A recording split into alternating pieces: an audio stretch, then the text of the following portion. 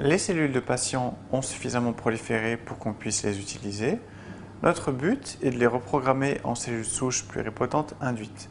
Pour cela, nous allons forcer l'expression de gènes de pluripotence dans ces cellules et l'expérience consiste à transfecter les cellules, donc à faire rentrer dans les cellules l'ARN qui code pour ces gènes que l'on encapsule dans une capsule lipidique qui permet à l'ARN de passer la membrane.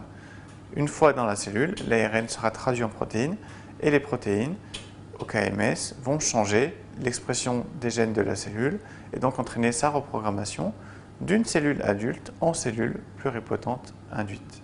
Je vais maintenant préparer mes solutions d'ARN et de lipides que je vais mélanger ensuite entre elles. Je commence par mettre de l'ARN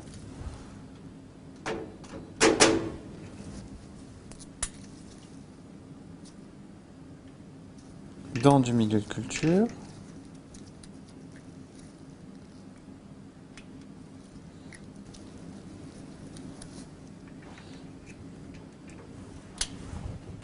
Ensuite, je mets du lipide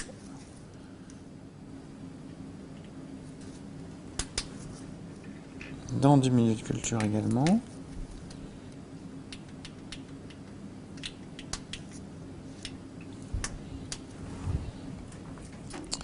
Je mélange les deux solutions.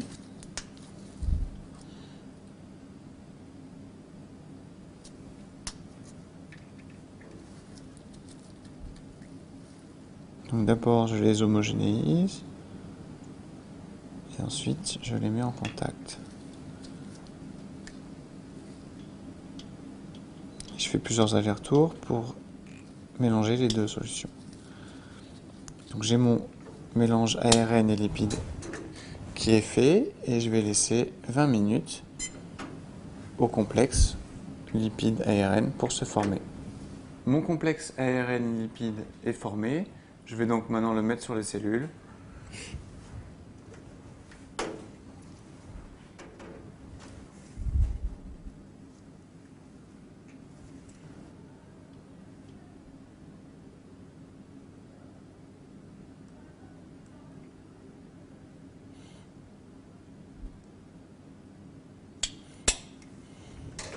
Voilà, et donc je vais maintenant mettre mes cellules dans l'incubateur pour les laisser se transfecter.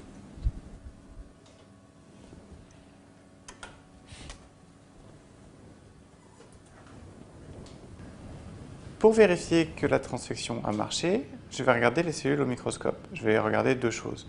Premièrement, que les cellules aient supporté la transfection, qu'elles soient toujours en vie et en bonne santé.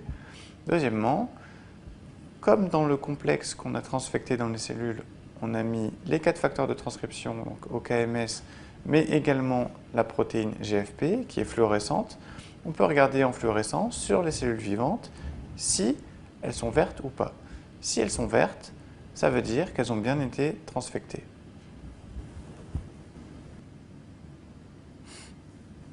Je regarde les cellules et elles sont bien vivantes et en bonne santé. Et je bascule pour voir la fluorescence et j'observe qu'effectivement les cellules sont fluorescentes, vertes. Une grande partie des cellules est fluorescente et verte, ce qui montre qu'il y a une très bonne efficacité de transfection. On a répété la même expérience tous les jours pendant 11 jours, ce qui permet d'obtenir l'effet attendu. Donc, forcer l'expression des facteurs de reprogrammation pendant 11 jours permet effectivement de reprogrammer les cellules, c'est-à-dire de changer l'identité d'une cellule adulte et la faire devenir une cellule pluripotente induite. Ce processus est long, ce qui explique la nécessité de répéter l'expérience pendant 11 jours. Visuellement, après les transfections, donc après l'introduction des ARN dans les cellules, on peut observer l'émergence de colonies de cellules qui sont caractéristiques des cellules souches pluripotentes induites. Les cellules changent d'aspect, donc n'ont plus du tout l'aspect qu'elles avaient au début de l'expérience, et donc ont maintenant un aspect très particulier qui est caractéristique des cellules pluripotentes induites. Voici ce qu'on observe au microscope. On a deux types cellulaires qui cohabitent. Un premier type cellulaire qui correspond aux cellules du patient, qui sont toujours dans leur état normal, et un type cellulaire groupé en colonies, on appelle ça une colonie, c'est un amas de cellules extrêmement denses et jointives les unes avec les autres. Et on voit bien qu'il y a bien deux zones différentes, puisque là, cette zone est complètement remplie de cellules, alors que cette zone-là n'est pas en continuité avec la colonie de cellules. Cette particularité des cellules souches pluripotentes induites à pousser en colonie nous impose des conditions de culture particulières. Donc, pour pouvoir les multiplier et continuer à les faire proliférer, on ne peut pas les individualiser et les diluer comme pour d'autres types cellulaires. Par contre, ce qu'on peut faire, c'est découper à l'aide d'une aiguille cette colonie. Donc on va faire un quadrillage sur la colonie pour la découper en petits bouts, et chaque petit bout mis dans une nouvelle boîte de culture va former une nouvelle colonie, donc va grossir jusqu'à former une nouvelle colonie. Il est indispensable de faire cette opération avec les cellules souches pluripotentes induites si l'on veut qu'elles survivent et qu'on puisse les amplifier et les multiplier. Ce découpage se fait sous la loupe. Pour découper, j'utilise une aiguille stérile que l'on met au bout d'une seringue qui, elle aussi, est stérile. Je prends mon aiguille avec ma seringue et je vais m'en servir comme un couteau.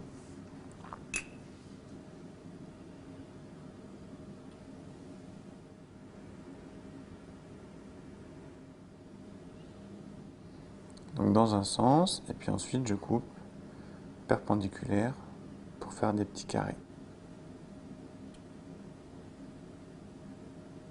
Une fois que j'ai découpé ma colonie en petits bouts, je vais la récupérer avec un cône. Donc je vais gratter pour décoller les petits bouts. Donc je gratte en aspirant, ce qui permet de décoller les petits bouts de la boîte et de les avoir dans mon cône de pipette. Ensuite, je vais chercher une boîte propre avec du milieu frais et je place mes bouts dans la nouvelle boîte. Donc chaque petit bout va se coller à cette nouvelle boîte et former une nouvelle colonie.